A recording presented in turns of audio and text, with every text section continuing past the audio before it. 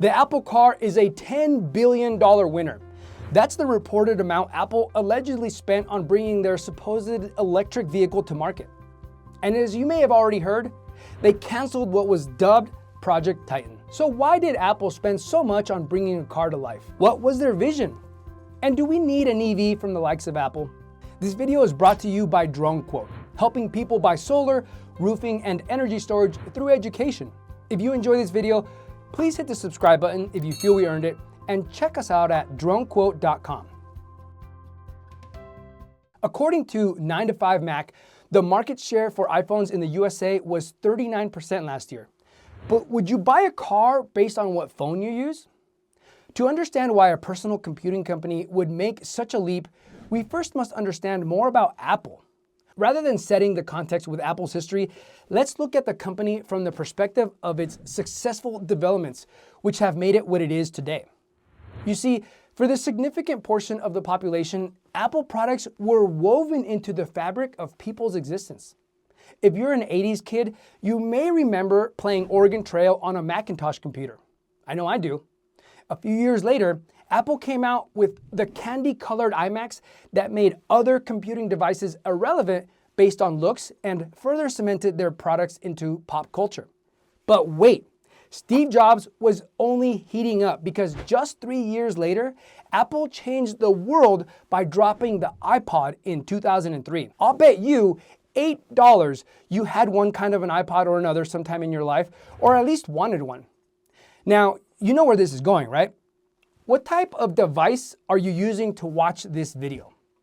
Thanks in part to Steve Jobs, you're probably holding an iPhone, and that is a device that took Apple from being on the map to being the map. Once that fire was lit, it was hit after hit for Apple with the iPad, the MacBook, Mac Mini, and several more versions of the iPhone.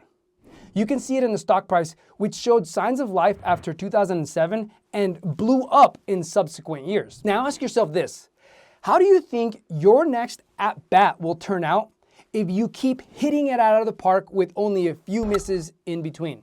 If you're human, it's probable and expected that you'd anticipate another home run. With as many home runs as Apple was hitting as they continued to grow into the 2010s, why wouldn't they make a car? Well, they thought the same thing because the car idea allegedly turned out to be Project Titan. In my research, the premise of the Apple Car was a multifaceted disruption of the automotive industry. And why wouldn't they think they could do that if they spent decades weaving themselves into the fabric of millions of lives with their awesome gadgets? I get the impression that Apple was looking to develop a vehicle that could be seen as an extension of your Apple devices and into your means of transportation. Why settle with customers buying $1,000 iPhones or $2,000 laptops when you can get them to buy an $80,000 car? Further research suggests they do this by making an ongoing experience out of their car ownership, unlike that of your conventional Ford or Honda, where you get in and drive.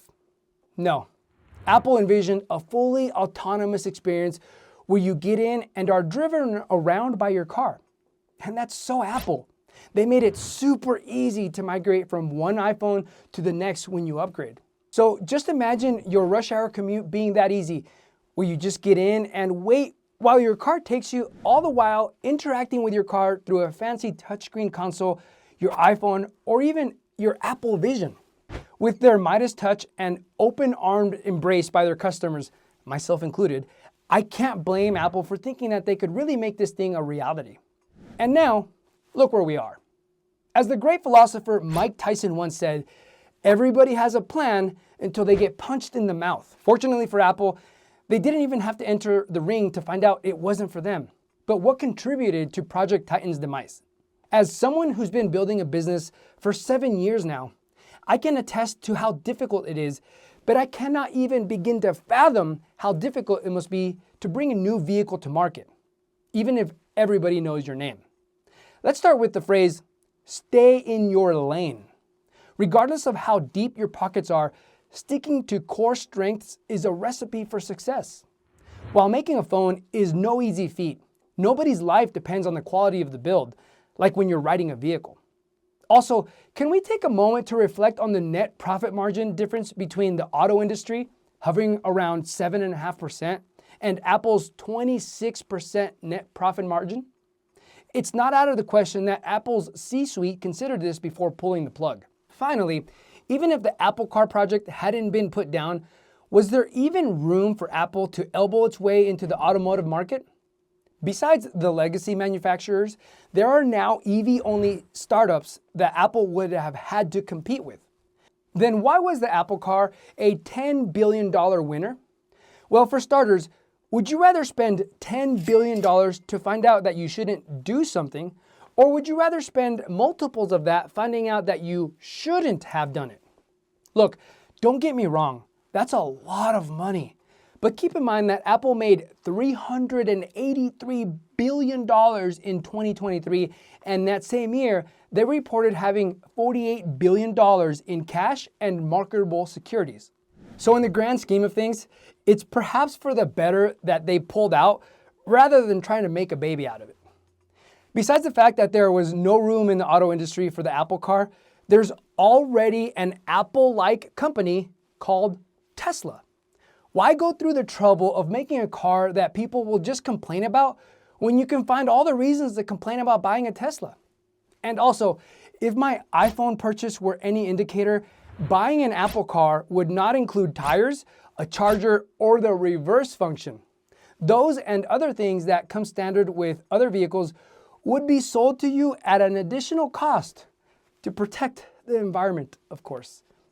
In the end, though, the Apple Car was still a winner if you ask me, because failure is for losers.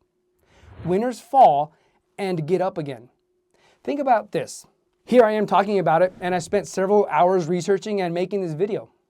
As I mentioned earlier, EVs are a crowded field, and currently Tesla is getting outsold by BYD. Check out this video where we discuss the Chinese company giving Tesla a run for its money and see why it was better for Apple to stick to what it knows best.